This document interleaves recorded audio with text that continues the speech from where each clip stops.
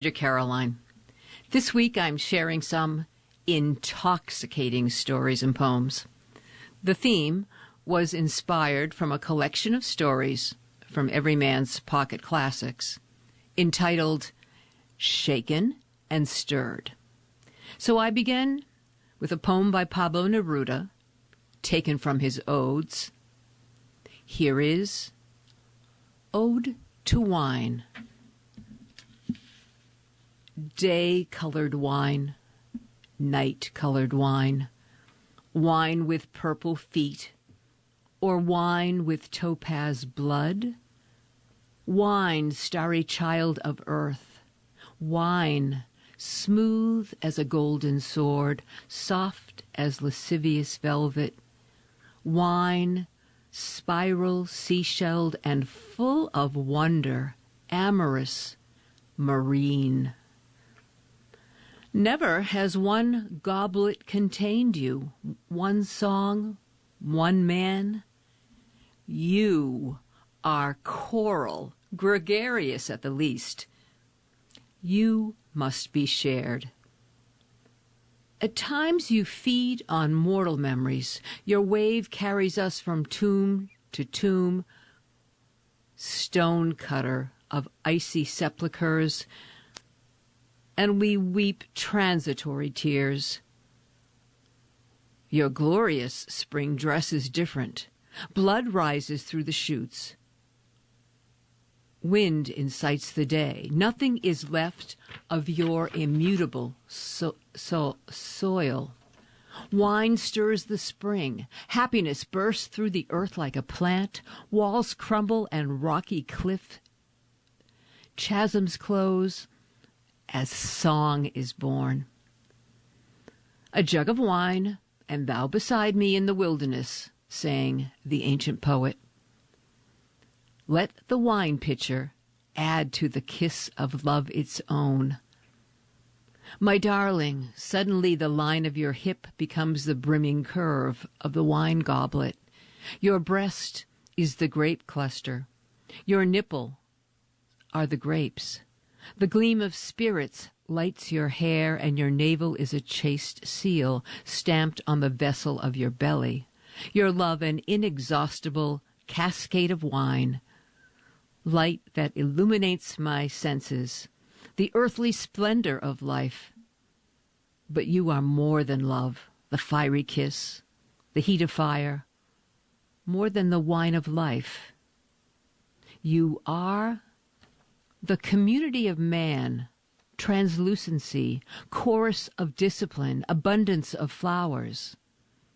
I like on the table, when we're speaking, the light of a bottle of intelligent wine.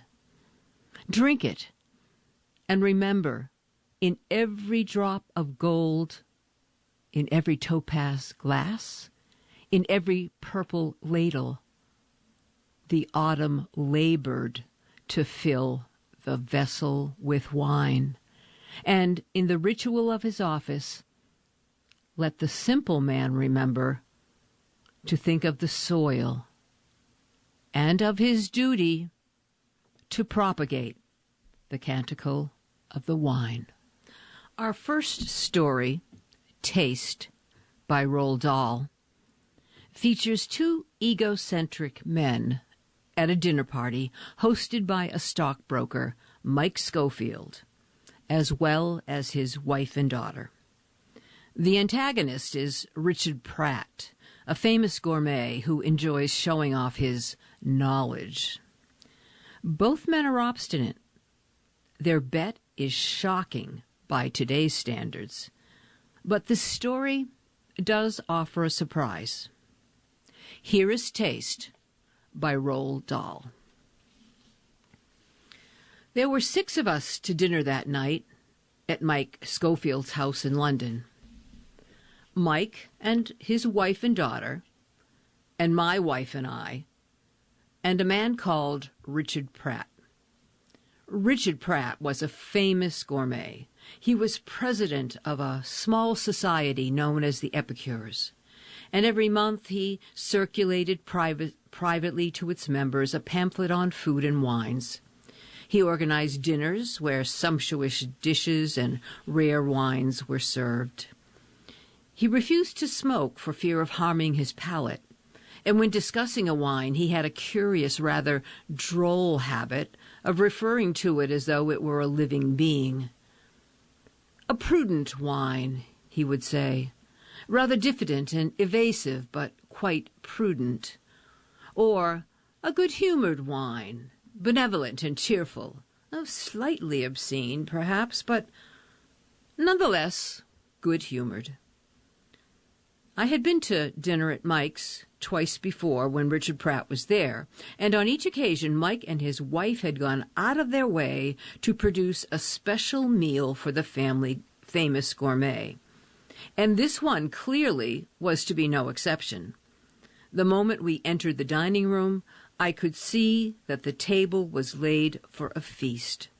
The tall candles, the yellow roses, the quantity of shining silver, the 3 wine glasses to each person, and above all, the faint scent of roasting meat from the kitchen brought the first warm oozings of saliva to my mouth. As we sat down, I remembered that on both Richard Pratt's previous visits, Mike had played a little betting game with him over the claret, challenging him to name its breed and its vintage. Pratt had replied that it should not be too difficult, provided it was one of the great years. Mike had then bet him a case of the wine in question that he could not do it. Pratt had accepted and had won both times. Tonight I felt sure that the little game would be played over again, for Mike was quite willing to lose the bet in order to prove that his wine was good enough to be recognized. And Pratt, for his part, seemed to take a grave, restrained pleasure in displaying his knowledge. The meal began with a plate of whitebait, fried very crisp in butter, and to go with it there was a Moselle. Mike got up and poured the wine himself, and when he sat down again, I could see that he was watching Richard Pratt. He had set the bottle in front of me so that I could read the label. It said, Gerstley, Olisburg, 1945. He leaned over and whispered to me that Gerstley was a tiny village in the Moselle, almost unknown outside Germany. He said that this wine we were drinking was something unusual, that the output of the vineyard was so small that it was almost impossible for a stranger to get any of it. He had visited Gerstley personally the previous summer in order to obtain the few bottles that they had finally allowed him to have. "I doubt whether anyone else in the country has any of it at the moment," he said. I saw him glance again at Richard Pratt. "Great thing about Moselle," he continued, raising his voice. "It's the perfect wine to serve before a claret. A lot of people serve a Rhine wine instead, but that's because they don't know any better. A Rhine wine will kill a delicate claret. You know that. It's barbaric to serve a Rhine before a claret. But a Moselle, a Moselle is exactly right." Mike Schofield was an amiable, middle-aged man, but he was a stockbroker. To be precise, he was a jobber in the stock market, and like a number of his kind, he seemed to be somewhat embarrassed, almost ashamed, to find that he had made so much money with so slight a talent. In his heart, he knew that he was not really much more than a bookmaker, an unctuous, infinitely respectable, secretly unscrupulous bookmaker, and he knew that his friends knew it too. So he was seeking now to become a man of culture, to cultivate a literary and aesthetic taste, to collect paintings, music, books, and all the rest of it. His little sermon about Rhine wine and Moselle was a part of this thing. This culture that he sought. "A charming little wine, don't you think?" he said. He was still watching Richard Pratt. I could see him give a rapid, furtive glance down the table each time he dropped his head to take a mouthful of whitebait.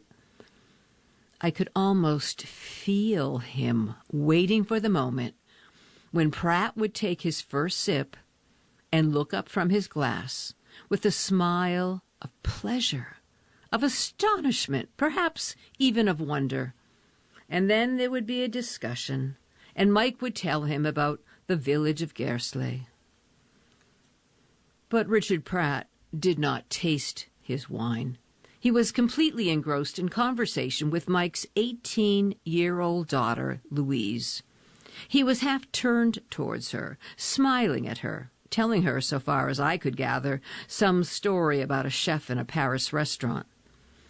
As he spoke, he leaned closer and closer to her, seeming in his eagerness almost to impinge upon her, and the poor girl leaned as far as she could away from him, nodding politely, rather desperately, and looking not at his face, but at the topmost button of his dinner jacket. We finished our fish, and the maid came round removing the plates. When she came to Pratt, she saw that he had not yet touched his food, so she hesitated, and Pratt noticed her. He waved her away, broke off the conversation, and quickly began to eat, popping the little crisp brown fish quickly into his mouth with rapid jabbing movements of his fork. Then when he had finished, he reached for his glass, and in 2 short swallows he tipped the wine down his throat and turned immediately to resume his conversation with Louise Schofield. Mike saw it all. I was conscious of him sitting there, very still, containing himself, looking at his guest. His round, jovial face seemed to loosen slightly and to sag. But he contained himself, and was still, and said nothing. Soon the maid came forward with the second course. This was a large joint of roast beef. She placed it on the table in front of Mike, who stood up and carved it, cutting the slices very thin, laying them gently on the plates for the maid to take round. When he had served everyone, including himself, he put down the carving knife and leaned forward with both hands on the edge of the table. "Now," he said, speaking to all of us but looking at Richard Pratt, "now for the claret. I must go and fetch the claret, if you'll excuse me." "You go and fetch it, Mike?" I said. "Where is it?" "In my study, with the cork out, breathing." "Well, why the study?" "Acquiring room temperature, of course. It's been there 24 hours. "But why the study?" "It's the best place in the house. Richard helped me choose it last time he was here." At the sound of his name, Pratt looked around. "That's right, isn't it?" Mike said. "Yes," Pratt answered, nodding gravely. "That's right." "On top of the green filing cabinet in my study," Mike said. "That's the place we chose. A good draft-free spot in a room with an even temperature. Excuse me now, will you, while I fetch it?" The thought of another wine to play with had restored his humor, and he hurried out the door to return a minute later, more slowly, walking softly, holding in both hands a wine basket in which a dark bottle lay. The label was out of sight, facing downwards. "Now," he cried as he came toward the table. "What about this one, Richard? You'll never name this one." Richard Pratt turned slowly and looked up at Mike. Then his eyes traveled down to the bottle, nestling in its small wicker basket, and he raised his eyebrows, a slight supercilious arching of the brows, and with it a pushing outward of the wet lower lip, suddenly imperious and ugly. "You'll never get it," Mike said. "Not in 100 years." "A claret?" Richard Pratt asked, condescending. "Of course." I assume, then, that is from one of the smaller vineyards. Maybe it is, Richard. And then again, maybe it isn't. But it's a good year. One of the great years? Yes, I can guarantee that. Well, then it shouldn't be too difficult, Richard Pratt said, drawling his words, looking exceedingly bored, except that to me there was something strange about his drawling and his boredom. Between the eyes of a shadow of something evil, and in his bearing an intentness that gave me a faint sense of uneasiness as I watched him. This one is really rather difficult, Mike said. I won't force you to bet on this one. Indeed? And why not? Again, the slow arching of the brows, the cool, intent look. Because it's difficult.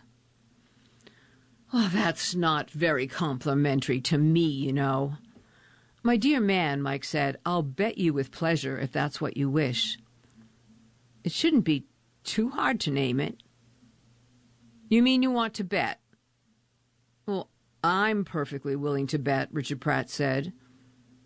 All right, then. We'll have the usual, a case of the wine itself. You don't think I'll be able to name it, do you? As a matter of fact, and with all due respect, I don't, Mike said. He was making some effort to remain polite, but Pratt was not bothering overmuch to conceal his contempt for the whole proceeding, and yet, curiously, his next question seemed to betray a certain interest. You like to increase the bet? No, Richard, a case is plenty. Well, would you like to bet 50 cases? That would be silly. Mike stood very still behind the chair at the head of the table, carefully holding the bottle of its ridiculous wicker basket. There was a trace of whiteness around his nostrils now, and his mouth was shut very tight. Pratt was lolling back in his chair, looking up at him, the eyebrows raised, the eyes half closed, a little smile touching the corners of his lips. And again I saw, or thought I saw, something distinctly disturbing about the man's face that showed the shadow of intentness between the eyes, and in the eyes themselves, right in their centers where it was black, a small, slowed spark of shrewdness hiding. So you don't want to increase the bet? As far as I'm concerned, old man, I don't give a damn, Mike said. I'll bet you anything you like. The three women and I sat quietly, watching the two men. Mike's wife was becoming annoyed. Her mouth had gone sour, and I felt that at any moment she was going to interrupt. Our roast beef lay before us on our plates, slowly steaming. So you'll bet me anything I like. That's what I told you. I'll bet you anything you damn well please, if you want to make an issue out of it. Even 10,000 pounds? Certainly I will, if that's the way you want it, Mike said, more confident now. He knew quite well that he could call any sum Pratt cared to mention. So you say, I can name the bet? Pratt asked again. That's what I said. There was a pause while Pratt looked slowly around the table, first at me, then at the three women, each in turn.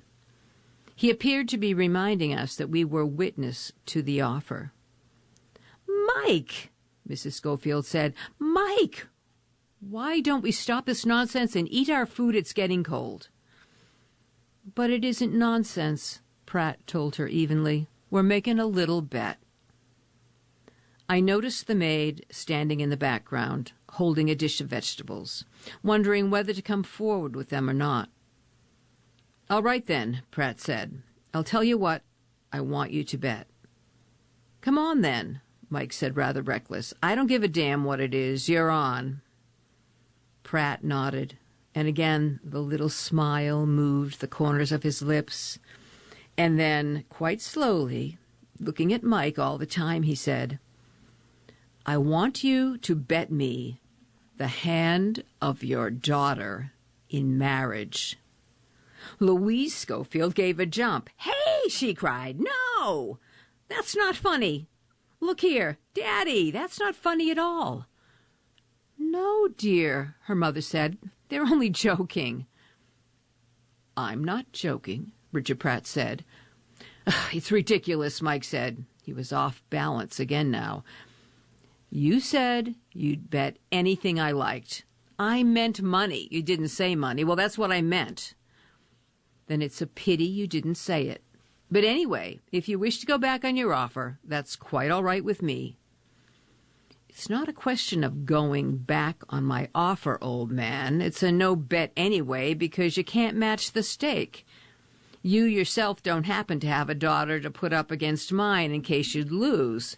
And if you had, I wouldn't want to marry her." "I'm glad of that, dear," his wife said. "I'll put up anything you like," Pratt announced. "My house, for example. How about my house?" "Which one?" Mike asked, joking now. "The country one." "Well, why not the other one as well?"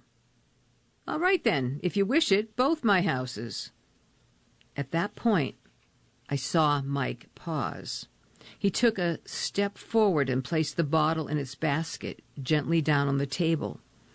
He moved the salt cellar to one side, then the pepper, and then he picked up his knife, studied the blade thoughtfully for a moment, and put it down. His daughter, too, had seen him pause.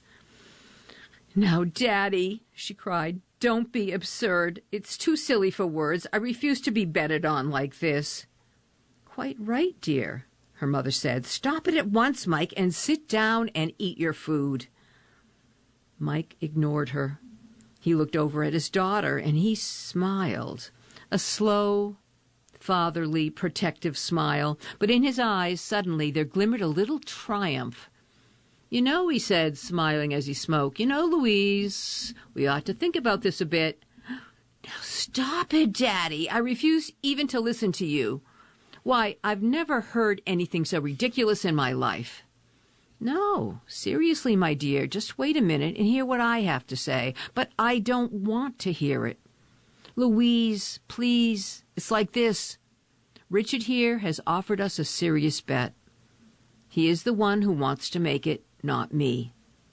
And if he loses, he loses. He will have to hand over a considerable amount of property. Now, wait a minute, my dear, don't interrupt. The point is this. He cannot possibly win. He seems to think he can. Now listen to me, because I know what I'm talking about. The expert, when tasting a claret, so long as it is not one of the famous great wines like Lafite or Latour, can only get a certain way towards naming the vineyard. He can, of course, tell you the Bordeaux district from which the wine comes from, whether it's from Saint-Emilion, Pomerol, Graves, or Medoc. But then each district has several communes, little counties, and each country has many, many small vineyards. It is impossible for a man to differentiate between them all by taste and smell alone. I don't mind telling you that this one I've got here is a wine from a small vineyard that is surrounded by many other small vineyards, and he'll never get it. It's impossible. You can't be sure of that, his daughter said. I'm telling you I can. Though I say it myself, I understand quite a bit about this wine because, you know, and anyway, heavens alive, girl, I'm your father, and you don't think I'd let you in for something you didn't want, do you? I'm trying to make you some money. Mike, his wife said sharply, stop it now, Mike, please. Again, he ignored her. If you will take this bet, he said to his daughter, in 10 minutes, you will be the owner of 2 large houses. But I don't want 2 large houses, Daddy. Then sell them. Sell them back to him on the spot. I'll arrange all that for you. And then, just think of it. My dear, you'll be rich. You'll be independent for the rest of your life. Oh, Daddy, I don't like it. I think it's silly. So do I, the mother said. She jerked her head briskly up and down as she spoke like a hen. "You ought to be ashamed of yourself, Michael, even suggesting such a thing. Your own daughter, too." Mike didn't even look at her. "Take it," he said eagerly, staring hard at the girl. "Take it quick. I'll guarantee you won't lose." "But I don't like it, Daddy." "Come on, girl. Take it." Mike was pushing her hard. He was leaning towards her, fixing her with two hard, bright eyes, and it was not easy for the daughter to resist him. "But what if I lose?" "I keep telling you, you can't lose. I'll guarantee it." "Oh, Daddy, must I?" "I'm making you a fortune, so come on now. What do you say, Louise? All right?" And for the last time she hesitated. Then she gave a helpless little shrug of the shoulders and said, "All right, then. Just so long as you swear there's no danger of losing." "Good," Mike cried. "That's fine. Then it's a bet."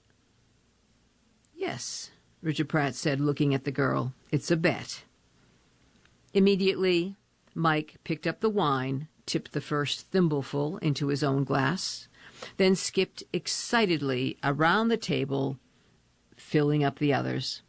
Now everyone was watching Richard Pratt, watching his face as he slowly reached for his glass with his right hand and lifted it to his nose. The man was about 50 years old, and he did not have a pleasant face.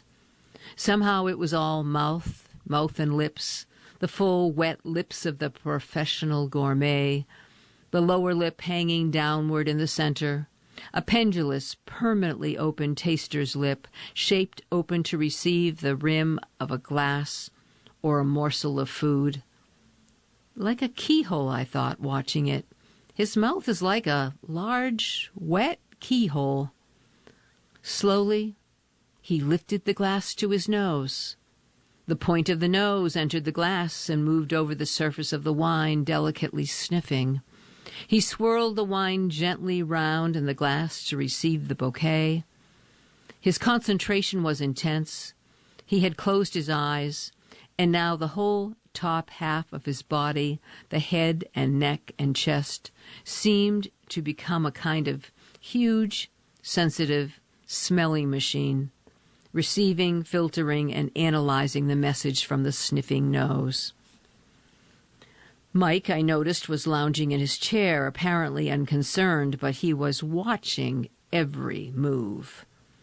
Mrs. Schofield, the wife, sat prim and upright at the other end of the table, looking straight ahead, her face tight with disapproval.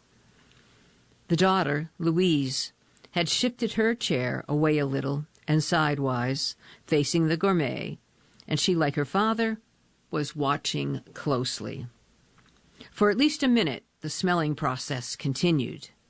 Then, without opening his eyes or moving his head, Pratt lowered the glass to his mouth and tipped in almost half the contents. He paused, his mouth full of wine, getting the first taste.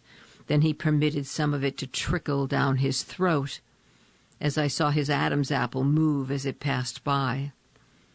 But most of it he retained in his mouth, and now, without swallowing again, he drew in through the lips a thin breath of air, which mingled with the fumes of the wine in the mouth and passed on down into his lungs. He held the breath, blew it out through his nose, and finally began to roll the wine around under the tongue and chewed it, actually chewed it with his teeth as though it were bread. It was a solemn, impressive performance, and I must say he did it well. He said, putting down the glass, running a pink tongue over his lips. Yes, a very interesting little wine, gentle and gracious, almost feminine in the aftertaste. There was an excess of saliva in his mouth, and as he spoke, he spat an occasional bright speck of it onto the table. Now we can start to eliminate, he said. You will pardon me for doing this carefully, but there is much at stake. Normally, I would perhaps take a bit of chance, leaping forward quickly and landing right in the middle of the vineyard of my choice, but this time I must move cautiously this time, must I not? He looked up at Mike and he smiled, a thick-lipped, wet-lipped smile. Mike did not smile back. First, then, which district in Bordeaux does this wine come from? That's not too difficult to guess. It is far too light in the body to be from either Saint Emilion or Graves. It is obviously a Medoc, but there's no doubt about that. Now, from which commune in Medoc does it come from? That also, by elimination, should not be too difficult to decide. Margaux? No, it cannot be a Margaux. It has not the violent bouquet of a Margaux. Pauillac. It cannot be Pauillac either. It's too tender, too gentle and wistful for Pauillac. The wine of Pauillac has a character that is almost imperious in its taste. And also, to me, a Pauillac contains just a little pith, a curious, dusty, pithy flavor that the grape acquires from the soil of the district. No, this is a very gentle wine, demure and bashful in the first taste, emerging shyly but quite graciously in the second, a little arch, perhaps, in the second taste, and a little naughty also, teasing the tongue with a trace, just a trace of tannin. Then, in the aftertaste, delightful, consoling, and feminine, with a certain blithely generous quality that one associates only with the wines of the commune of St. Julien. Unmistakably, this is a St. Julien. He leaned back in his chair, held his hands up level with his chest, and placed the fingertips carefully together. He was becoming ridiculously pompous, but I thought that some of it was deliberate, simply to mock his host. I found myself waiting rather tensely for him to go on. The girl Louise was lighting a cigarette. Pratt heard the match strike, and he turned on her, flaring suddenly with real anger. Please don't do that. It's a disgusting habit to smoke at the table." She looked up at him, still holding the burning match in the one hand, the big slow eyes settling on his face, resting there a moment, moving away again, slow and contemptuous. She bent her head and blew out the match, but continued to hold the unlighted cigarette in her fingers. "I'm sorry, my dear," Pratt said, "but I simply cannot have smoking at table." She didn't look at him again. "Now let me see, where were we?" he said. Yes. This wine is from Bordeaux, from the commune of St. Julien in the district of Medoc. So far, so good. But now we come to the more difficult part, the name of the vineyard itself. For in St. Julien there are many vineyards, and as our host so rightly remarked earlier on, there is often not much difference between the wine of one and the wine of another, but we shall see. He paused again, closing his eyes. "I am trying to establish the growth," he said. "If I can do that, it will be half the battle. Now let me see. This wine is obviously not from a first growth vineyard, not even a second. It is not a great wine. The quality, the what do you call it, the radiance, the power is lacking. But a third growth, that it could be, and yet, I doubt it. We know it is a good year. Our host has said so. And this is probably flattering it a little bit. I must be careful. I must be very careful here." He picked up his glass and took another small sip. Yes, he said, sucking his lips. I was right. It's a fourth growth. Now I'm sure of it. A fourth growth from a very good year. From a great year, in fact. And that's what's made it taste for a moment like a third or even a second growth wine. Good. That's better. Now we are closing in. What are the fourth growth vineyards in the commune of St. Julian? Again he paused, took up his glass, and held the rim against the sagging, pendulous lower lip of his. Then I saw the tongue shoot out pink and narrow, the tip of it dipping into the wine, withdrawing swiftly again. Ooh, a repulsive sight. When he lowered the glass, his eyes remained closed, the face concentrated, only the lips moving, sliding over each other like two pieces of wet, spongy rubber. There it is again, he cried. Tannin in the middle taste, and the quick, astringent squeeze upon the tongue. Yes, yes, of course. Now I have it. The wine comes from one of those small vineyards around Bechevel. I remember now. The Bechevel district, and the river and the little harbor that has silted up so the wine ships can no longer use it. Bechevel. Now, could it actually be a Bechevel itself? No, I don't think so, not quite. But it is somewhere very close. Chateau Talbot? Could it be Talbot? Yes, it could. Wait one moment.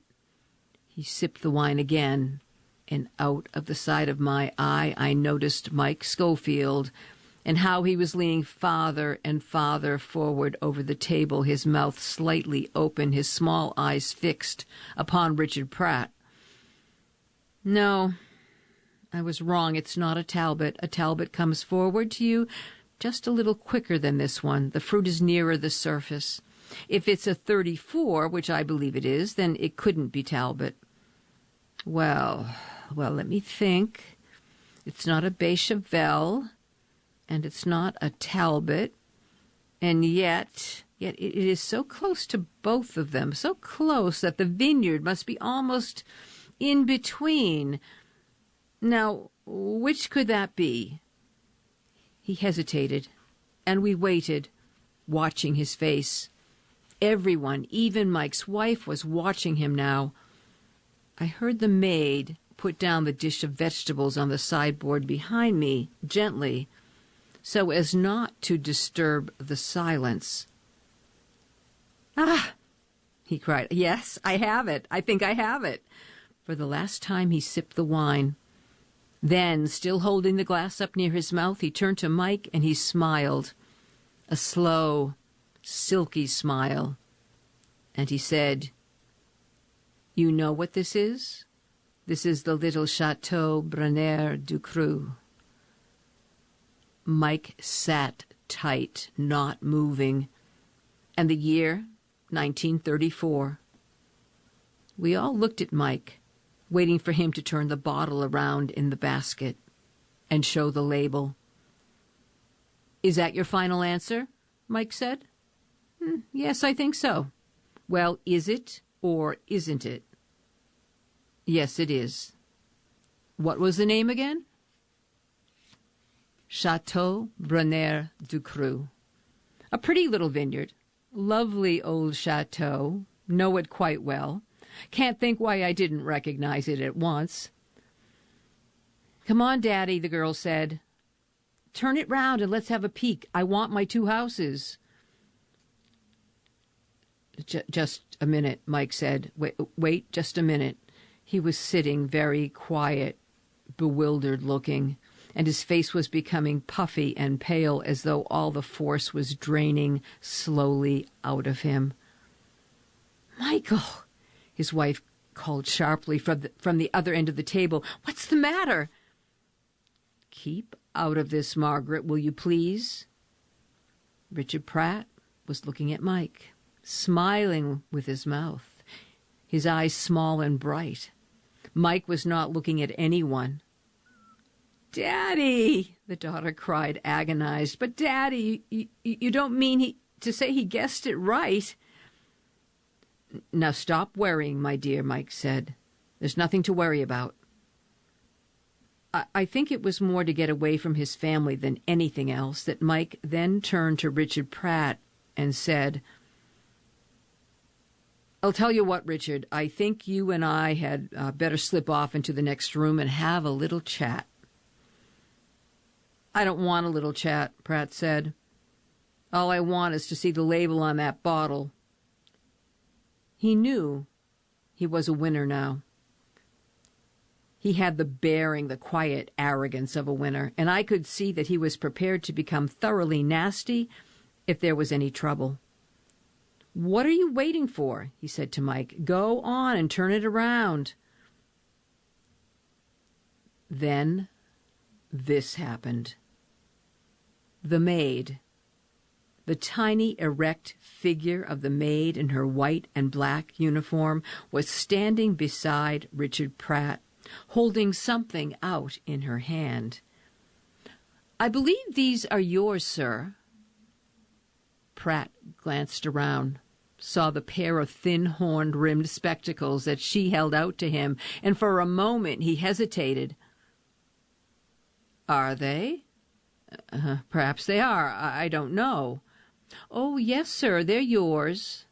The maid was an elderly woman, nearer 70 than 60, a faithful family retainer of many years' standing. She put the spectacles down on the table beside him. Without thanking her, Pratt took them up and slipped them into the top pocket behind the white handkerchief. But the maid didn't go away. She remained standing beside and slightly behind Richard Pratt, and there was something so unusual in her manner and in the way she stood there, small, motionless, and erect, that I, for one, found myself watching her with sudden apprehension. Her old gray face had a frosty, determined look. The lips were compressed, the little chin was out, and the hands were clasped together tight before her, the curious cap on her head and the flash of white down the front of her uniform made her seem like a tiny, ruffled, white-breasted bird. You left them in Mr. Schofield's study, she said. Her voice was unnaturally, deliberately polite. On top of the green filing cabinet in his study, sir, when you happened to go in there by yourself before dinner? It took a few moments for the full meaning of her words to penetrate, and in the silence that followed, I became aware of Mike and how he was slowly drawing himself up in his chair, and the color coming to his face, and the eyes opening wide, and the curl of the mouth, and the dangerous little patch of whiteness beginning to spread around the area of the nostrils. Now, Michael, his wife said, keep calm, Michael, dear. Keep calm. Our next story was written by Jean Rhys, who is best known for her novel, The Wide Sargasso Sea, which was written as a prequel to Charlotte Bronte's Jane Eyre. Typically found in her works are the themes of the lonely, the outcast, the vulnerable, and as one might guess, alcohol does not enhance any of these issues. She addresses the lonely and watchful outsider who lurks within us all. Here is The Rue de la Rêve by Jean Rhys. Halfway up the Boulevard Montparnasse is a little cafe called the Zanzibar. It is not one of these popular places swarming with the shingled and long-legged and their partners, who all wear picturesque collars and an incredibly contemptuous expression. No, It is a small, half-emptied, cheapish. Coffee costs 5 centimes, less than in the Rotonde, for instance. So it is a place to know of. It is not gay, except on the rare occasions when some festive soul asks the patron for the Valencia record and puts a 10-centime piece into the gramophone slot. Here one evening at 11 o'clock sat a lady drinking her 4th Fine Alo, and thinking how much she disliked human beings in general, and those who pitied her in particular. For it was her deplorable habit, when she felt very blue indeed, to proceed slowly up the right-hand side of the boulevard, taking a Fine Alo, that is to say, a brandy and soda, at every second cafe she passed. There are so many cafes that the desired effect could be obtained without walking very far, and by thus moving from one to the other, she managed to avoid both the curious stares of the waiters and the disadvantage of not accurately knowing just how drunk she was. From which it will be very easily gathered that the lady was an Anglo-Saxon, that she was down on her luck, that she lacked strength of character, and was doomed to the fate of the feeble who have not found a protector. She rested her elbows on the top of a table to look at the picture of Leda and the swan hanging opposite her. The walls of the cafe were covered with the canvases of hopeful artists, numbered and priced, waiting for the possible buyer. An effect of warm reds and greens and yellows, and of large number of ladies with enormous thighs, well-developed calves, and huge feet, the upper part of their bodies very slim and willowy, the faces thin and aesthetic, with small prim mouths. But she was a simple soul, so her eyes strayed, puzzled and unsatisfied, over these symbols of a point of view, and came back to gaze steadily at the red-haired Leda, the curves of her throat, and the long white neck of the swan lying between her breasts.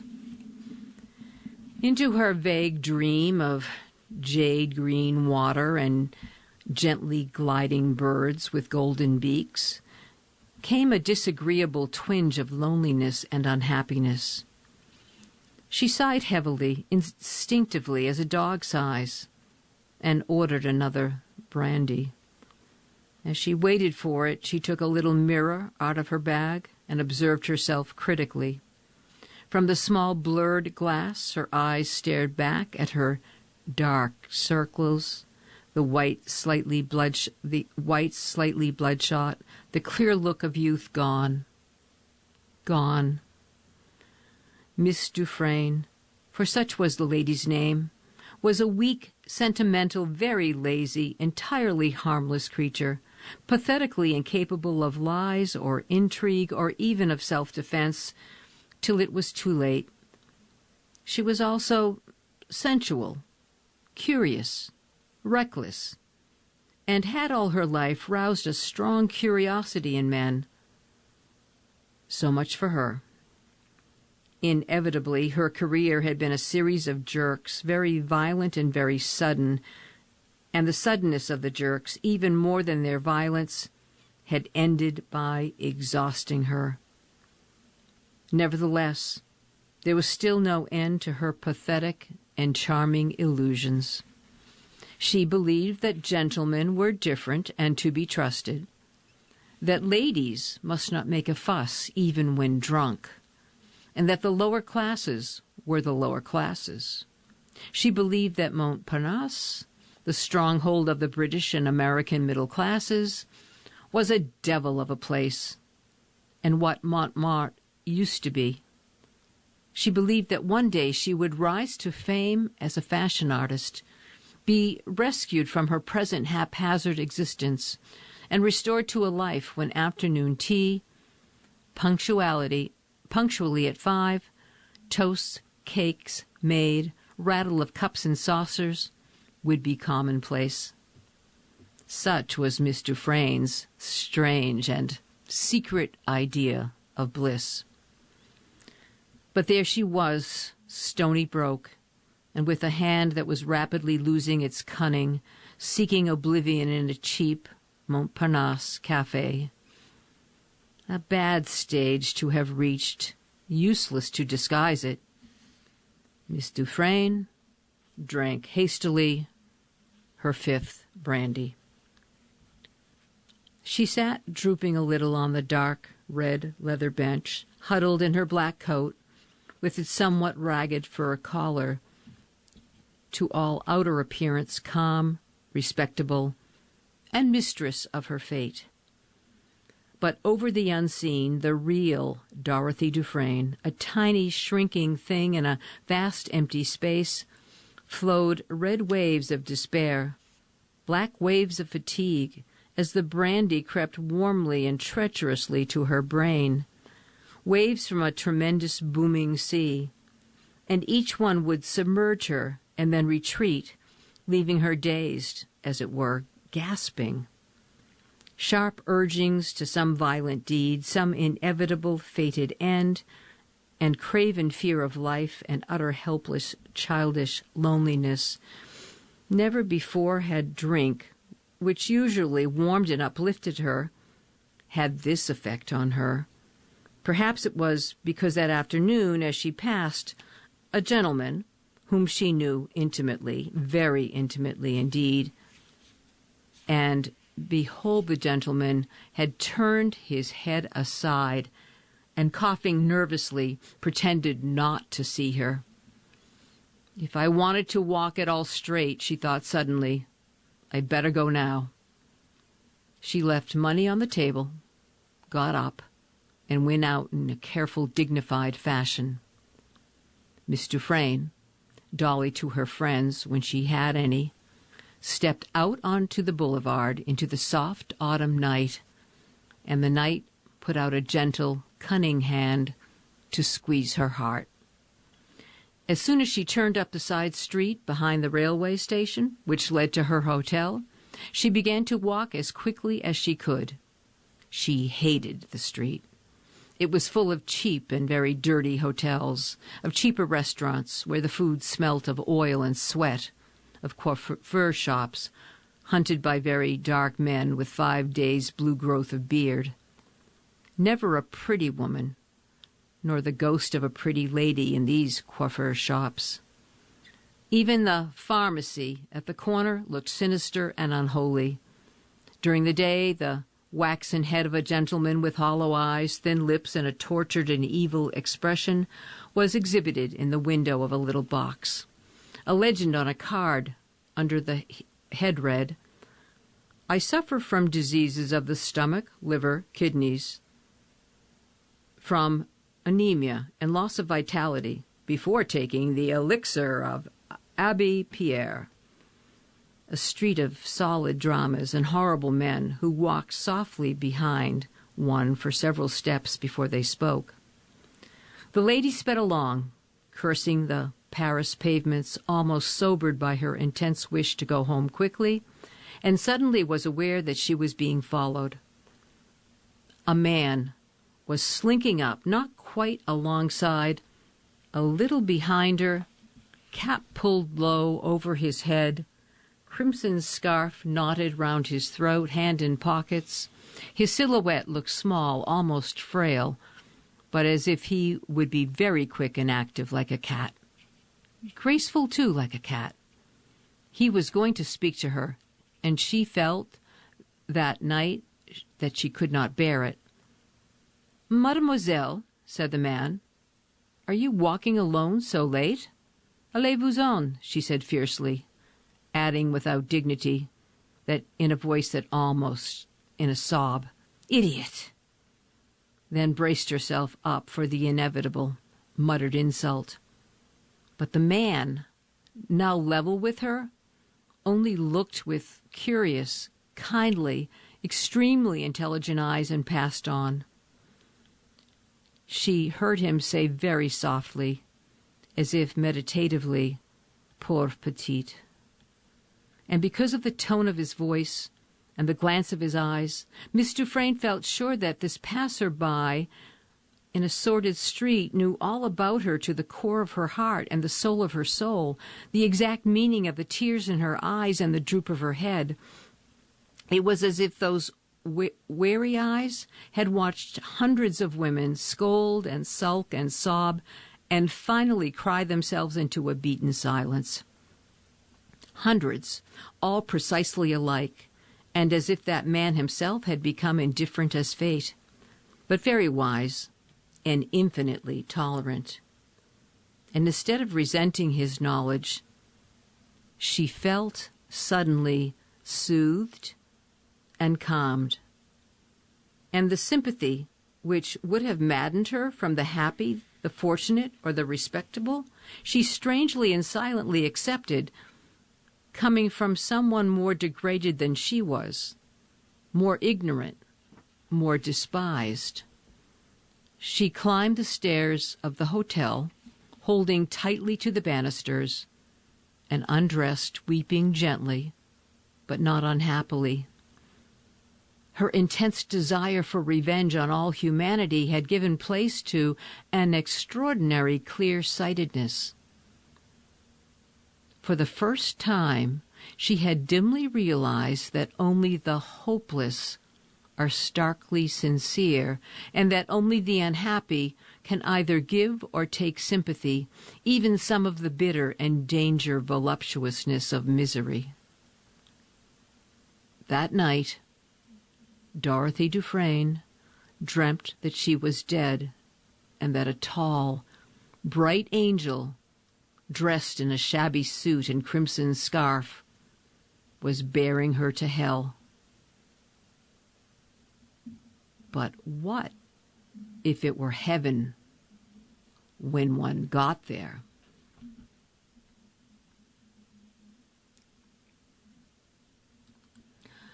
I've reached the end of my reading for today. As always, thanks for listening. This is your Rita Caroline, saying be well and be safe. Coming up next in the Niagara Frontier Radio Reading Service, we have Episode 2 of Merry Christmas, a series of stories, songs, and traditions about Christmas. Following that at 2 o'clock is Episode number 8 of You Belong Here by Megan Miranda, and at 3 o'clock we have The New Yorker. Stay with us for these readings and more.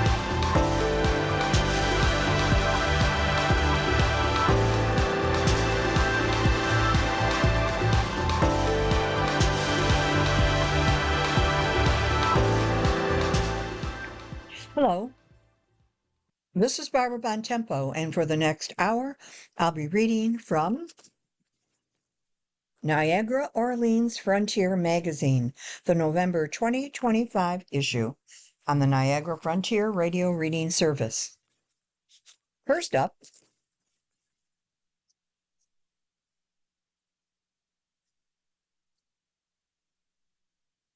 From Barn to Yarn,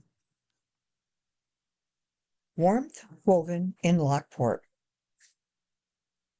Diane and George Shayna's Niagara Alpaca Shop is open, but for a limited time, by Heidi Trussell Light. Diane and George Shayna have mastered the entire process, bringing warm and fuzzy feelings to customers from the barn to the yarn. For people who are out in the cold or seek comfort during illness, the Shayna's Niagara Alpaca Shop provides warmth and wisdom when it comes to alpaca products. That's because alpaca fiber, sheared from the animals, is 3 times warmer than wool and is made into durable, machine-washable socks, hats, scarves, and other clothing sold at the charming shop at 7403 Tonawanda Creek Road, Lockport. Each fall, the Shaynas open their boutique on weekends from 11 to 4 p.m. until January 4th, and by appointment during the week. There's a wide selection of commercially produced socks from casual to dressy. Numerous cozy hand-dyed, hand-knit, and hand-woven items burst from the shelves and hangers, and hats with alpaca faces and ears share the nook with the Shayna's many show ribbons for the alpacas they have raised.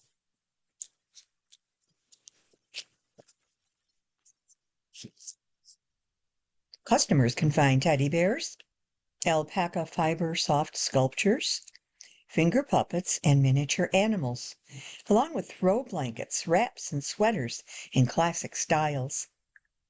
Diane says she welcomes customers who just want to browse, and she doesn't sell merchandise on the internet. It's important to me that people come out and feel alpaca products, she said. People with diabetes and cancer especially appreciate the softness of alpaca fiber, with one person ordering custom leg warmers each year. Diane said she has connected with a number of local fiber artisans to provide alpaca yarn and sell their creations. Retired special ed teacher Diane makes space in her shop for BOCES colleague Marla Robinson to provide knitting lessons. Robinson enjoys helping to select yarns from the shelves. She's got some lovely yarns there, and it's really been fun because I get to use somebody else's money, Robinson jokes. Diane works with certain companies to order yarn. She's very into free trade. Diane and I will go through together to pick out the different weights of yarn. Robinson knits items from alpaca yarn for the shop and said her cowls, gaiters, scarves, and hats. Gaiters, scarves, and hats are the most popular. There's quite a few people who come in and like the idea of something handmade. What I found there is that people want something unique, functional for the warmth. Robinson added that there's been an increased demand for baby and toddler items, hats and socks and sweaters and vests. There's little baby UGG booties, she said. That's so fun because they're so stinking adorable. That branches out the creativity. Leg warmers are another thing that's a big seller. In 1993, the Shaynas were among the first alpaca breeders in New York State, purchasing their first animals from a farm in Rome, New York. I was interested in fiber and went looking for sheep, Diane said. Instead, they bought 2 fluffy female Huacaya alpacas, a domesticated South American grazing animal that is just tall enough to look a human in the eyes. From that point on, the Shaynas had to learn or establish everything they needed to do to raise alpacas, harvest their fleeces, and market the bulk fiber and craft it into high-quality products. They immediately got to work building barns and fencing in pastures. With alpacas so new to the state, Diane said they didn't know how to shear or card the fiber. They said they learned by attending shearing clinics at regional alpaca shows.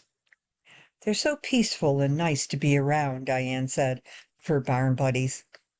For years we raised really fine black alpacas. They're really easy keepers. All the work comes during the shearing time. One weekend we did 110 animals in a cooperative.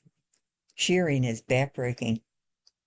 Eventually the Shennas had 50 alpacas, with 7 herd sires and females sent from other farms to breed. To sell their alpaca fiber for commercial processing, they helped found the New England Alpaca Fiber Pool, which allows individual producers in the East to combine their fiber.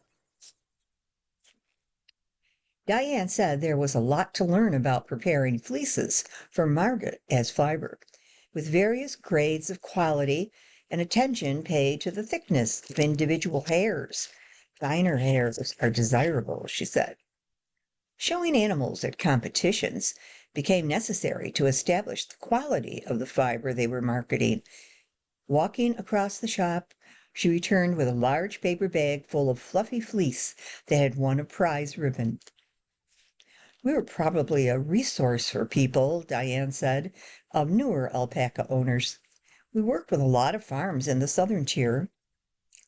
Now the farm has 7 remaining alpacas who are curious about everything and provide fiber for Diane to work with. Knitting has seen an increase in popularity nationwide since COVID-19, with research from Harvard Medical School finding that the relaxation and meditative state it provides can lower blood pressure. I've always been one who's been interested in artisan crafts, Robinson said. I got so hooked on knitting because you can throw it in a bag and take it anywhere. Students come to knitting for the practicality and creativity. What I find with a lot of my knitters is that I understand the language and patterns, and I can explain it an easier way and show them at the same time. I could move into the alpaca shop because I love it so much, Robinson said. I'm surrounded by fiber and surrounded by love. To learn more, contact Niagara Alpaca Shop, 716-439-4561.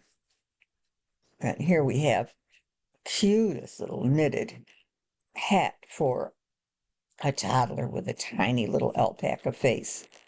And an alpaca-made teddy bear, so sweet and cuddly looking. All kinds of sweaters and throws and blankets. Really would be worth visiting. So hopefully by appointment in the springtime.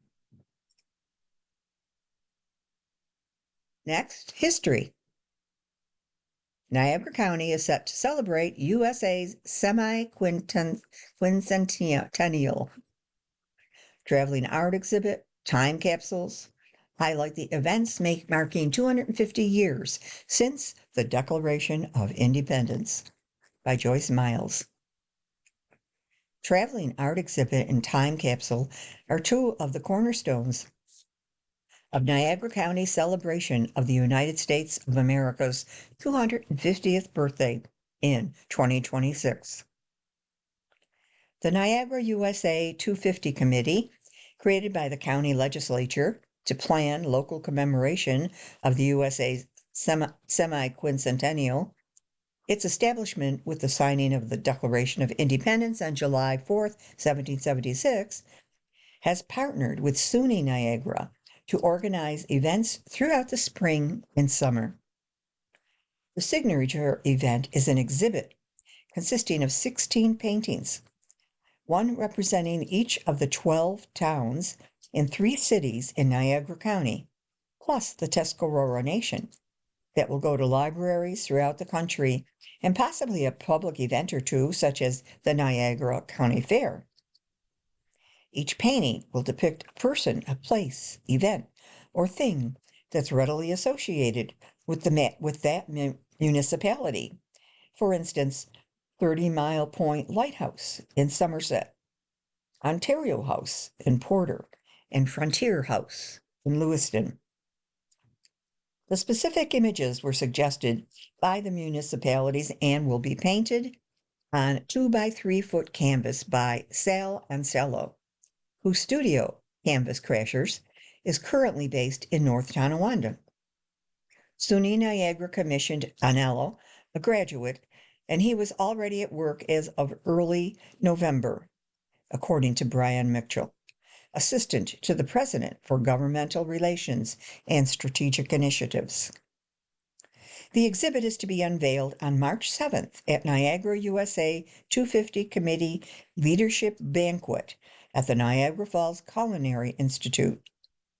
Mitchell said the college is trying to keep the full list of images under wraps until then, to keep the element of surprise. The overall work is coming together nicely, he added. As it travels, the exhibit is to be accompanied by a Niagara USA 250 time capsule and educational programs that highlight local tie-ins. Mitchell said the above-ground time capsule, which is being manufactured at the SUNY Niagara Welding Shop, will contain items such as current newspapers, era-specific photographs, and small artifacts, memorabilia from around the county. Still to be determined is whether the time capsule is unsealed as it travels with the art exhibit, or it's sealed and photographs of the contents are posted around it. Also to be determined is the length of time the capsule will remain sealed. Ultimately, each painting turned over to the municipality that it represents will be turned over to them, and sealed time capsule will go on permanently display in some public place. The Niagara US 250 Committee also teamed up with its counterpart in Erie County to promote the region through Old Fort Niagara during USA 250 celebrations. Niagara County Day at the Fort is scheduled August 1, and the Erie County Day at the Fort is August 2. The counties are working together, understanding that the biggest celebration in New York statewide will be Sail Forth 250 in New York City, where tall ships from around the world are headed on July 3rd to 4th. The idea is to create a commemorative event for all Buffalo Niagara versus the two counties, each staging something on their own. Committee Chair and Old Fort Niagara Executive Director Robert Emerson said. Utilizing the logo designed by Lockport-based Edgepath Graphic Design, the Niagara US 250 Committee has ordered banners for businesses and communities to fly in 2026. Yard signs for residents may become available as well. The committee is still soliciting suggestions for commemorative activities and events via email to niagarausa250@gmail.com and is keeping a master event calendar at www.niagara250.org. Groups doing their own events can post the details there. So far, first up in 2026 is the exhibit USA 250, Celebrating the American Vision, opening January 20th at Castellani Art Museum at Niagara University. Pieces were selected from the museum's permanent collection that show the artist's interpretation of what America means. The Niagara US 250 Committee has 30 members currently, a mix of institutional reps and interested individuals, and people can still join. For more information, call Emerson at 716-745-7611, extension 228. The committee's meetings are held at the Niagara County Department of Economic Development office in Sanborn.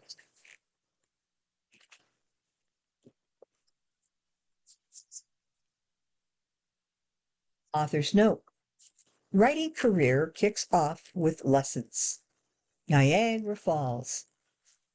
Rochester author hopes to educate children everywhere on world-famous cataracts. And we have here a picture of the author, Janelle White. And Where in the World is Niagara Falls, New York? Is a cartoon photo by Janelle White with a little boy and a balloon insert where the world is Niagara Falls, New York, out of his head. And there's a little mouse with looking through like a telescope looking for it. Janelle White did not intend to write a book about Niagara Falls. She wanted to write one that would educate kids about her native Rochester. But while her Where in the World is Rochester has been in the works for the past 5 years, one she started working on at the same time, Where in the World is Niagara Falls, marked her first official book release. This was never on my radar. It just came to me one day, White said, whose book was released through Amazon and wholesale book distributors this past July. The 26-page book, targeted for preschoolers through 10-year-olds, teaches them about the history of Niagara Falls. White uses each letter of Niagara Falls and pictures to show some part of the natural wonders past, dating back to the Ice Age, from when the Niagara Escarpment was formed to the present state of the American and Canadian Falls. The focus is on the falls' natural state and does not get into the cities next to the cataracts or their involvement in developing hydropower. After spending nearly 30 years working as an executive assistant for several companies, White said that she felt like she had to create a way for younger people to appreciate where they live.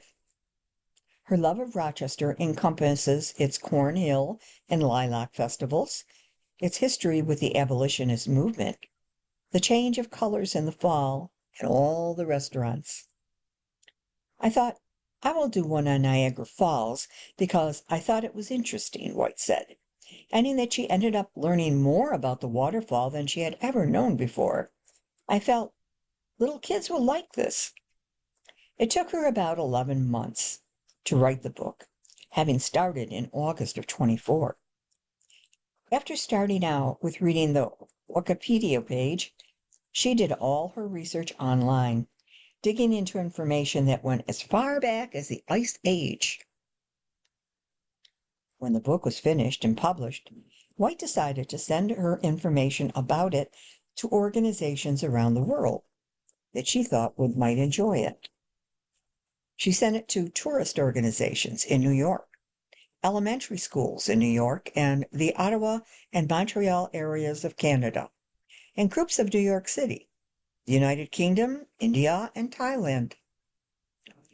While aiming for schools and stories oriented for kids, White feels sending this book to other countries can help kids there learn English too. White does not have any other children's books planned in this style, but she does plan on making more adult-focused versions of her 2 books. They will be more about the cities of Niagara Falls and Rochester and their respective attractions. What I do promotes education, White said. The children's book is going to be for little minds.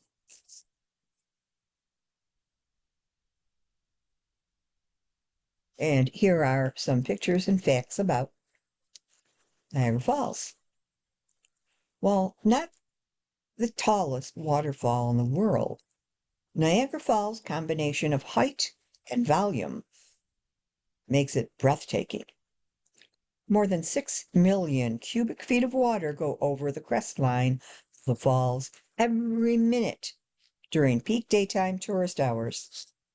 The Canadian Horseshoe Falls drops an average of 188 feet into the lower Niagara River. The crest of the Canadian Horseshoe Falls is approximately 2,200 feet wide. The plunge pool beneath the falls is 35 meters deep, 100 feet. The height of the American Falls ranges between 70 and 110 feet. This measurement is taken from the top of the falls to the top of the rock pile at the base, called the talus slope. The height of the falls from the top of the falls to the river is 188 feet. The crest line of the American Falls is approximately 850 feet wide. The rapids above the falls reach the maximum speed of 25 miles an hour, with fastest speeds occurring at the falls themselves. It's been recorded at 68 miles per hour. The water through the Whirlpool Rapids below the falls reaches 30 miles an hour. The Niagara River is a connecting channel between two Great Lakes, Erie and Ontario. Niagara Falls has moved back 7 miles in 12,500 years and may be the fastest moving waterfalls in the world. Cataract City Reading. Here's a list of popular books featuring Niagara Falls, according to Goodreads. The Day the Falls Stood Still by Kathleen Marie Buchanan, 2009. Queen of the Falls by Christopher Van Allsburg, 2011. The Falls by Joyce Carol Oates, 2004. City of Light by Lauren Belford, 1999.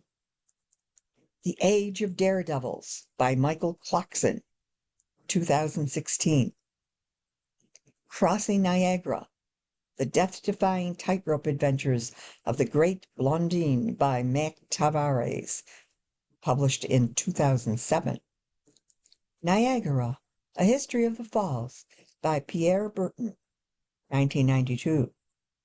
Inventing Niagara, Beauty, Power, and Lies by Ginger Strand, 2008. Too Close to the Falls, a Memoir by Catherine Gildener, 1999. Give Me Some Truth by Aaron Gansworth, 2018. Cataract City by Craig Davidson, 2013. This might make a good topic for my book club.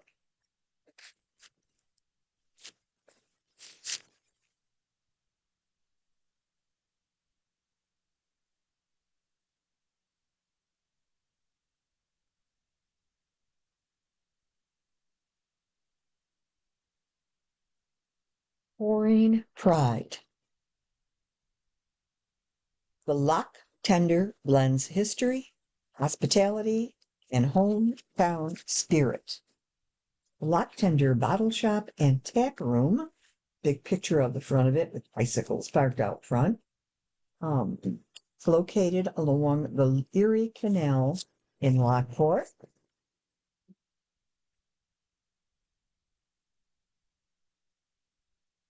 Lock Tender owners bullish on Lockport's future.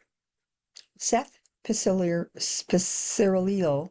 sees a resurgence in the city's downtown by Mark Shear. Seth Picirillo devoted much of his adult life to helping in the ongoing effort to redevelop the city of Niagara Falls. The Falls native was one of the driving forces behind Live NF, a grassroots group formed to create a greater sense of pride in the community through local events and interactions. He also served as the city's Director of Community Development under former Mayor Paul Deister, before deciding in 2019 to run for mayor himself, after Deister stepped away from public office at the close of his third term. These days, Picirillo has found a new passion for business in a different city. While he's still promoting community growth and development in Niagara County and Western New York, as Senior Director of Events and Programs at the Buffalo Niagara Partnership, Picirillo is also working with a group of business partners to grow Lock Tender, a tap room and a craft bottle shop located along the Erie Canal in Lockport. Inside Lock Tender, Visitors will find 18 draft beers on tap, hundreds of beers to go, a local wine list, and a food menu. The operating partners bill the place as a salute to classic canal town taverns and pride themselves on offering live music at least once a weekend. They also offer a kid and pet-friendly space, bike racks out front for cyclists, and pickled eggs in a jar at the bar. A walk tender is also available to rent for events. Pizzarillo says he hopes customers will come away having had a unique experience in a venue where the emphasis is placed on fine drinks, good food, and great hospitality. Our goal and what we want to do is highlight and feature locally owned craft breweries and wineries. We're definitely New York State forward as far as our brands. We want to be a place that has very good hospitality and is welcoming to our guests. That's our goal. Pizzarillo and his partners opened Lock Tender at 4 Lock Street in Lockport for a couple of reasons. Part of it had to do with the rich history of the area, as Lock Tender is located within walking distance of local history sites, tourist draws, including the Lockport Locks Heritage District and Flight of Five. We're excited about being geographically right in the middle of that.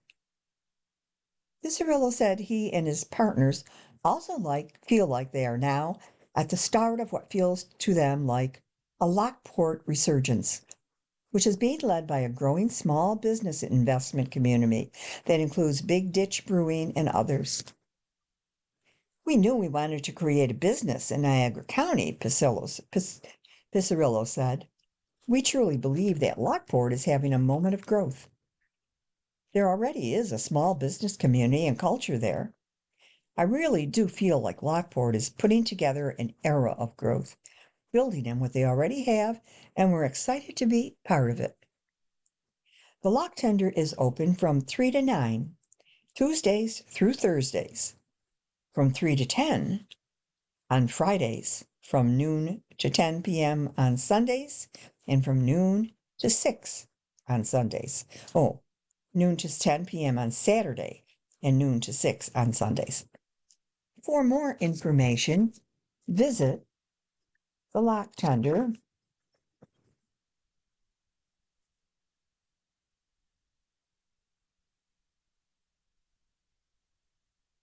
Visit the Lock. Where's the next page? Well, they cut that off. Very interesting. Well, it's the Lock Tender Bottle and Tap Room at 4 Lock Street, Lockport, New York.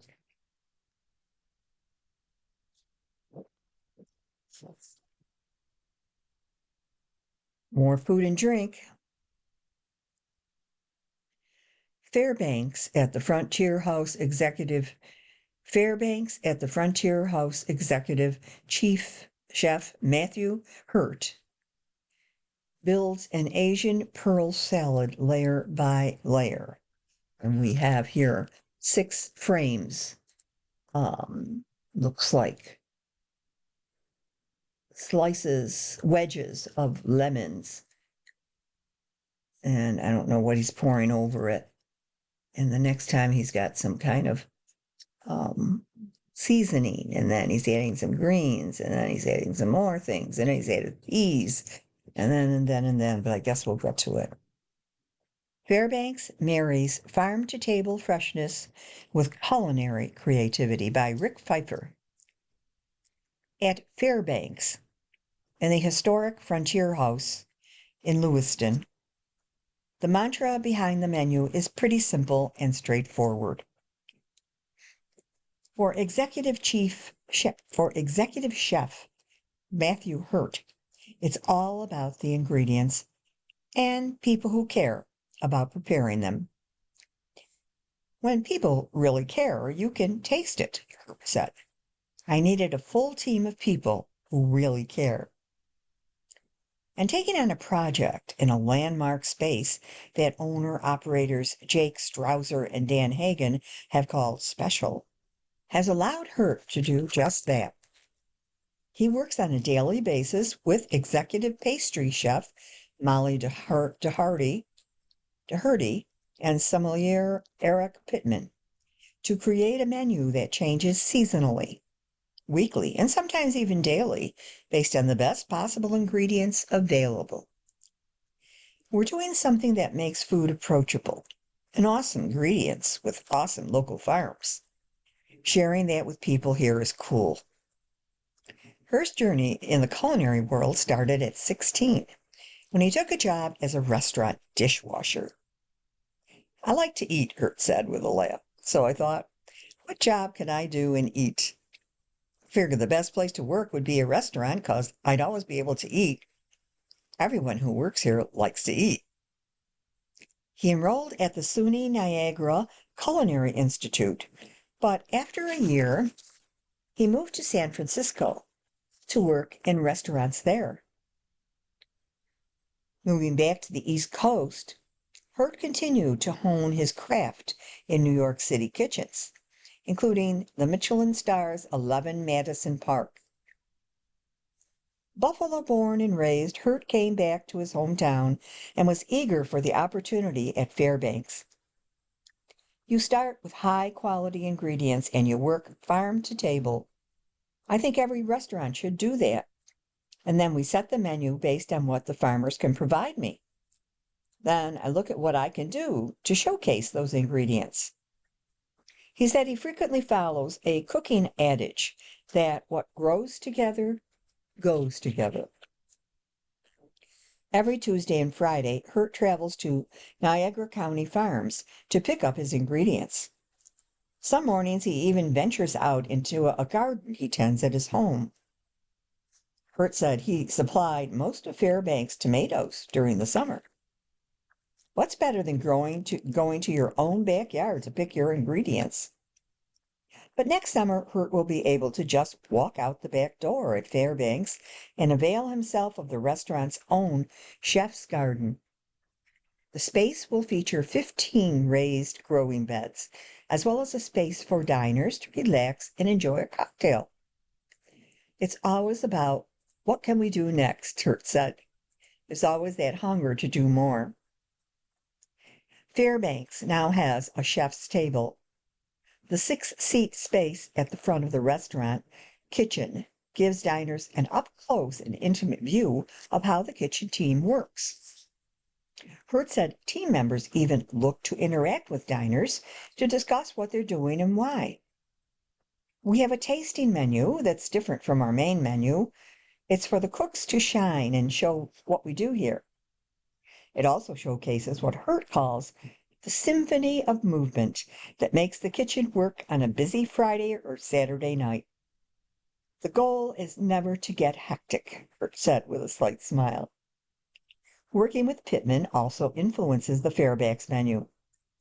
Hurt said he meets regularly with the sommelier to see how he can pair his food with wine and other beverages. Sometimes Eric will suggest something that will work well with an ingredient, Hurt said. It's a very collaborative effort. The third pillar at the Fairbanks experience is helmed by Doherty, who came to the restaurant from the Buffalo boutique bakery Butterblock. A graduate of the SUNY Erie culinary program, like Hurt, she spent time working in New York City bakeries before coming back home. All of the restaurant's baking is done in-house every day. There's not a lot of pastry chefs at restaurants locally, Doherty said. I like to keep things pretty simple, but showcasing our techniques and care for the product we're working with. After discovering some historic menus from a previous restaurant in the building's basement, Doherty, who said she likes nostalgic recipes, has experimented with recreating some of them. There's a lot of technique and science involved, Doherty said. Doherty said her offerings change seasonally, and she's already at work on her winter menu. She said chocolate may be involved in one or more of the desserts. Definitely working on a chocolate dessert. It's something where I know people will want. Strasser said that since the restaurant's opening in June, business has been good, and he believes it will only get better. We're not pretentious, Strasser said. You can get a burger and beer, but we hope you enjoy that the bun for the burger that was made in our kitchen and the tomato on it came from a local farm. Hurt said he wants to grow the awareness of local diners about the bounty of food that's available. I want to bring awareness to the local farmers. We want people to come in and have ingredients at their peak season. And it doesn't need to cost you $300 to get that. All right. Sounds like a place to visit. That's a Frontier. You're listening to a reading of articles and features from Frontier Magazine, Niagara, Orleans, November 2025 issue. Food and drink more. Can never get enough. Stirring up tradition. The family and flavors behind Mariachi Diarno in Medina. Listening to Luis Dominguez, manager of Mariachi Diarno Mexican Grill, talk about the Medina restaurant's traditional Mexican cooking is a reminder of all the good things that grow south of the border. Who better to know how to sear peppers, choose perfect tomatoes for salsa, or craft corn into tortillas than those who have lived in the native land of the ingredients? The rest of us have gotten these foods secondhand, but have the opportunity to taste authenticity. Mariachi Diarno is happy to lead the way and train taste buds to traditional Mexican cooking. Owned and operated by the Rosario family, the restaurant is operated by Rosario siblings, cousins, and friends, with an emphasis on their colorful and imaginative home region of Oaxaca, known for its brightly painted wood carvings of animals called El Ibraje. It's a southern Mexican state on the Pacific coast with rugged terrain. A prehistoric cave there was recognized as a UNESCO World Heritage Site for the earliest known evidence of domesticated plants on the continent, including maize. When it comes to their menu, Dominguez said Mariachi Diarno strives to cook fresh, homemade, and traditional, with occasional newly created dishes as specials. Mole, frequently called Mexico's national dish, is often said to originate in Oaxaca. It's very hard to find traditional mole in this area. We want to introduce customers to new flavors. Dominguez said Mexican customers melt when they taste the authenticity of Mariachi Diarno's mole.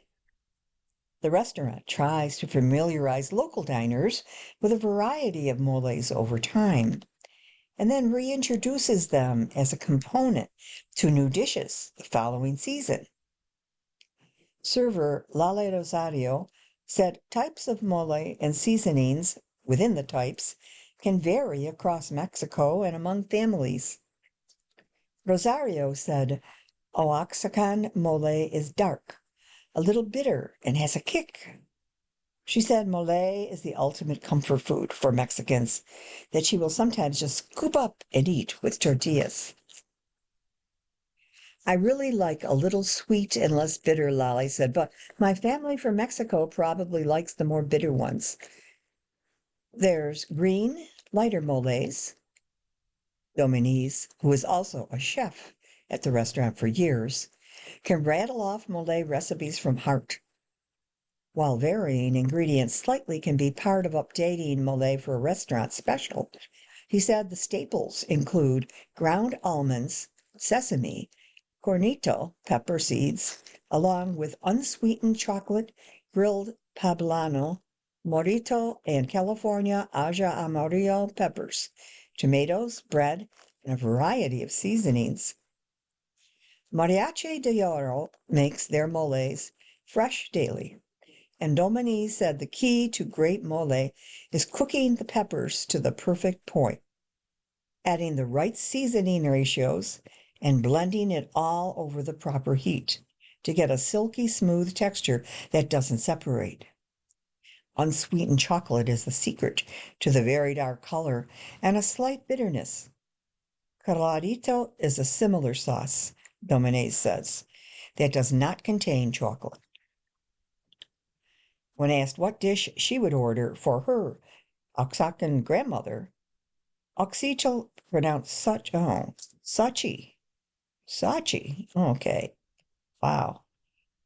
Sachi Rosario, Lala's sister, chose molcajete, a selection of chorizo, carne asada, chicken, and jumbo shrimp, served with grilled nopal, cactus, and jalapeno, and fresh avocado. Citrus. Molcajete features chorizo, carne asada, chicken, jumbo shrimp with grilled sauteed onions, crushed citrus, and avocado, served with your choice of tortillas. Ooh, it sounds delicious. For this first-time diner, the nopal was a wonderfully juicy and mild addition that provided a refreshing counterpart to the zesty meats. Splashing citrus across the ingredients made all the flavors livelier still. A trio of perfectly wrapped tamales de mole provided a tender and satisfying rice filling. For some customers, Mariachi de Horno is all about the cocktails. As with their food, cocktail ingredients are fresh, with hand-squeezed lime juice in the margaritas and fresh berries and mint in the daiquiris, pina coladas, and mojitos. The bar has an extensive selection of tequila and mezcal, and creates seasonal drinks with various fruit juices and agave nectar, such as their Oaxacan Sunrise. Cindy Robinson, owner of the English Rose Tea Shop in Medina, is a frequent diner at Mariachi de Oro, where she said the margaritas are just right. Her favorite meal is enchiladas serenas. I love their salsa, and we always eat way too much of it, she says. Their cheese sausage is delicious. My daughter loves the Medina tacos, and you can't go wrong with one of their vajillas. I think it's because it's fresh. It's very flavorful. And just a picture here that's all really highly decorated in Mexican style. And it offers all things Mexico. Wow, I want to go there too. I'm learning about all these new places, but I have to wait till spring.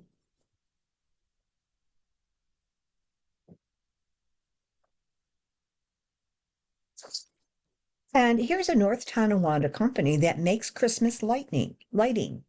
Safe, Simple, and Shining by Robert Creenan. Decorating houses is a prime staple of the holiday season, with front lawns featuring the likes of manger scenes, inflatable Santa Clauses, Grinches, everything in between. Some homes even have lights synchronized to music aired on radio stations. Many of the displays require a real commitment, though, both through time and the collection of all the necessary display pieces. Too busy this holiday season to attach dozens of light strings to the house? You don't even know where to begin with the piles of products at the local department store. There's help for you. It's where Wonderly Lights comes in. Their team designs and installs light decorations for homes to give them that magical holiday touch. Lots of people we talk to don't want to do the heavy lifting anymore, so we do this service for them, said Valerie McShemer.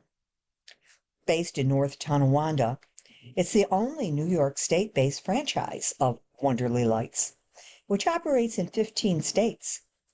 Scott Franachiak was owned and operated the local operation for the past 5 years, serving Erie, Niagara, and Monroe counties. It's not all about Christmas either. Starting in September, residents can have Buffalo Bills themed red, white, and blue lighting installed for the season, among other offerings. There are some limitations to the service. Wonderly Lights can only install their own lights, not any previous decorations set up, so they can be in control if any repairs need to be made. Their lights typically go around the frames of homes, but they also set up wreaths, garlands, and other greenery with the lights. Once the holidays are over, the lights are usually taken down after the first of the year and put into storage. After someone agrees to a design, it will take no more than 2 weeks to get all the lights set up. The service has been a gift for many Christmas-loving folks around town. North Tonawanda resident Mike Kevacordes has been using Wonderly Lights for the past 3 years.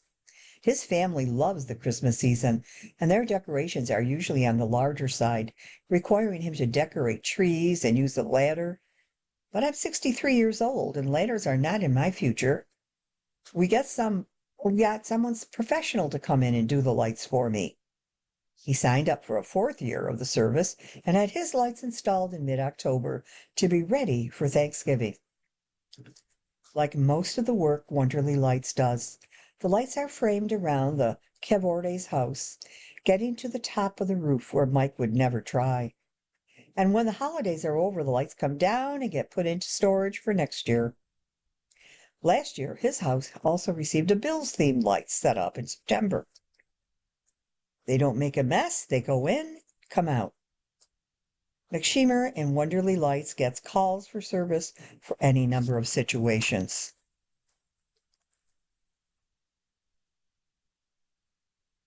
There have been husbands looking to surprise their wives, fathers looking to cheer up their kids dealing with a sickness, natives moving back to the area and want their home to look magical, or people without that home decorating skill who just want to fit in because all their neighbors have their homes lit up.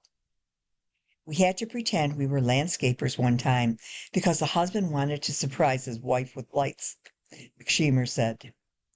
The customer retention rate's about 70%, and they have helped at least 200 households, and that number is rising every year. A street in Lewiston even had competitions start between the neighbors after one of them had Wonderly Lights perform their holiday setup. It's magical seeing the lights in winter when they twinkle in the snow. It plays into the emotional aspect of the holidays.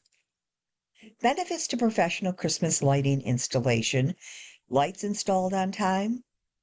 Hiring a professional Christmas light installation company offers a key benefit in this timely setup. Between holiday parties, family gatherings, everything else, it's hard to find the time to buy and set it all up. And the lights come down on time. No more waiting till a mild day in February. And the safety issue. Hanging Christmas lights can be dangerous work between the threat of falls, electrical injuries, or other mishaps. And a professional installation allows for bigger and better displays. Professional Christmas light installers offer a mix of experience and creativity, ensuring a home is decorated with detailed, aesthetically pleasing designs that stand out from the neighbors. Lights used are often of higher quality and energy efficient as well. And we have some photos here of the guys in action wearing a Santa hat on the top, the very tip of a rooftop.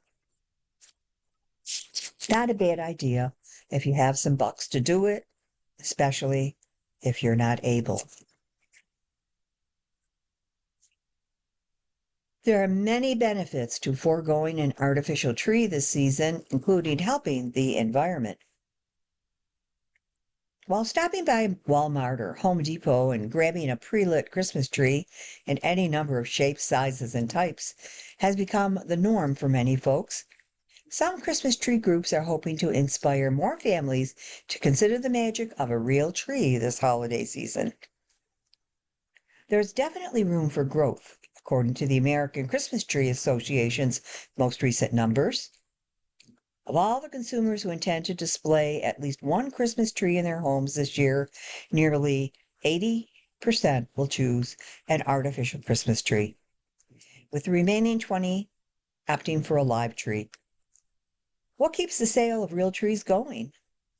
The members of the Real Christmas Tree Board are glad you asked. The results of a recent survey of those who purchased real trees can be summed up pretty easily. It's all about the holiday spirit. First off, 85% of respondents indicated that real Christmas trees bring joy to everyone who sees and smells them. In fact, the scent of a real Christmas tree tops the list for a reason to choose one. Plus, a real Christmas tree is more than just a decoration. It's an opportunity to create a lasting experience with loved ones. In fact, respondents ranked making memories with my family as the second most appealing reason to have a real Christmas tree, right after scent. This year's survey shows that people treasure the unmistakable scent and the entire experience that comes with a real Christmas tree. There are several spots locally to head out and choose your own tree, including Irway's Christmas Tree Adventure in Wilson.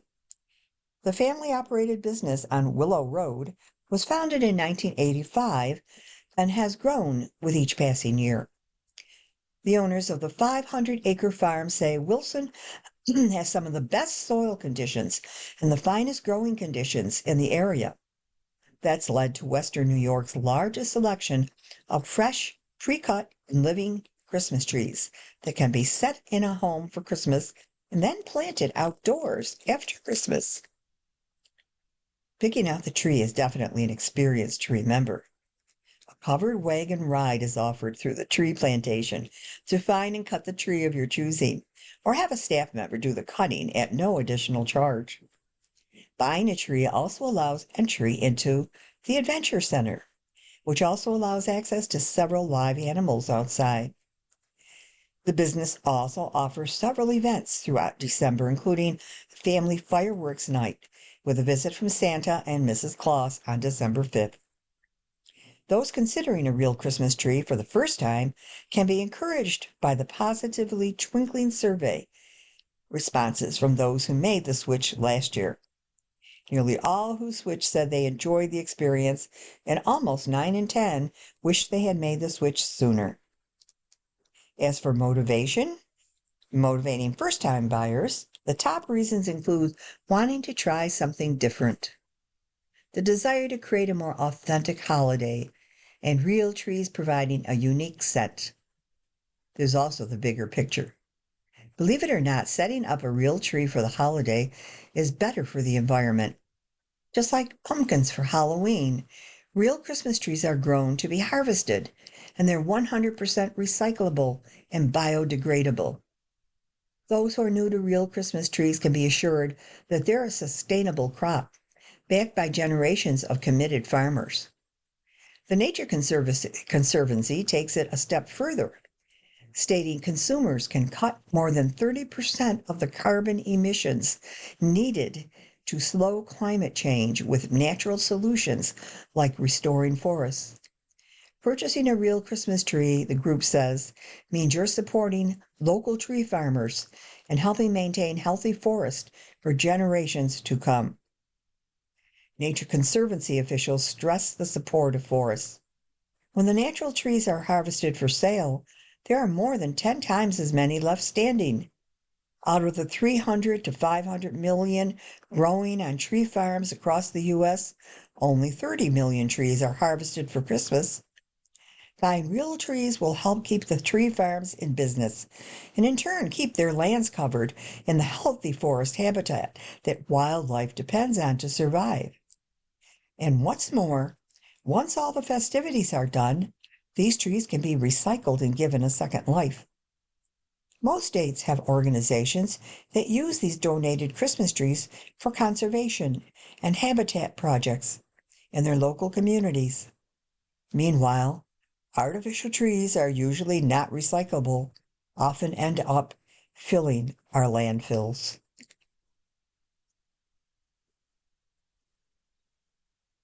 You've been listening to a reading of articles and features from Niagara Orleans Frontier Magazine, the December 2025 issue. Your reader has been Barbara Bontempo. Thank you for listening.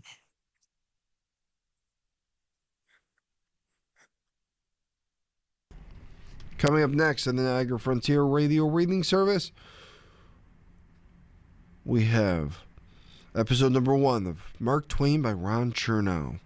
Following that at 3 o'clock is the New Yorker, and at 4 o'clock we have Travel with Rick Steves. It's Vesterheim, Atlas Obscuria, Curiosities, and some lessons learned. Stay with us for these readings and more.